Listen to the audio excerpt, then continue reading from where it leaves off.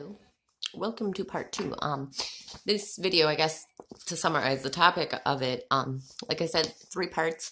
It is explaining how understanding is the only solution to pain, basically.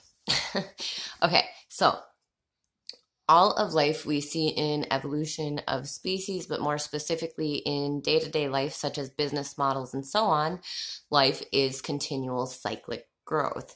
Life ceases when you do not evolve, adapt, and so on and so forth. Living is not the same as being alive. Um, so each new variable, which are unlimited, we have to adapt to, and these circumstances create different observed patterns. And what we know is based on observed patterns. One of the simplest versions of being able to see this is in mathematics. We know 2 plus 2 is 4, and we know 1 plus 3 is 4, but it's always 4 because that's just how it always works, because that's what you can see. It's observable. And this goes to all different intricacies of life. The world, though, is not so black and white. There are variables everywhere that make it very difficult to pattern people's behaviors or circumstances that'll occur. But you can do the best you can. You can't do to the unlimited variables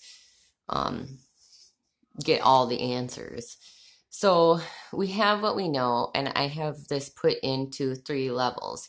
You have your base instinctual plane from birth, our instincts that have evolved into us to sustain life. But if you do not grow and evolve and adapt, you're not living.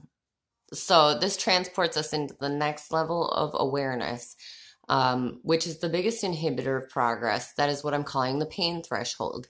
I think once we remove ego, insecurities, anxiety, and have no shame in who we each are individually, and the contribution we each have to this evolution, only then do we have the ability to discover our full potential.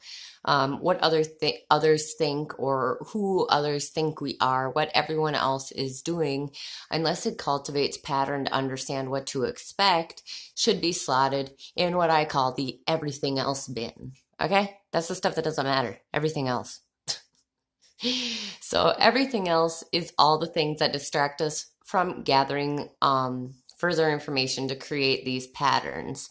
They're distractors. The greatest minds in the world are the people who dropped everything else and focused on what exactly they are good for, the patterns they are good at finding, and then trying to communicate that to others for the perpetuation of evolution, because this is what is necessary.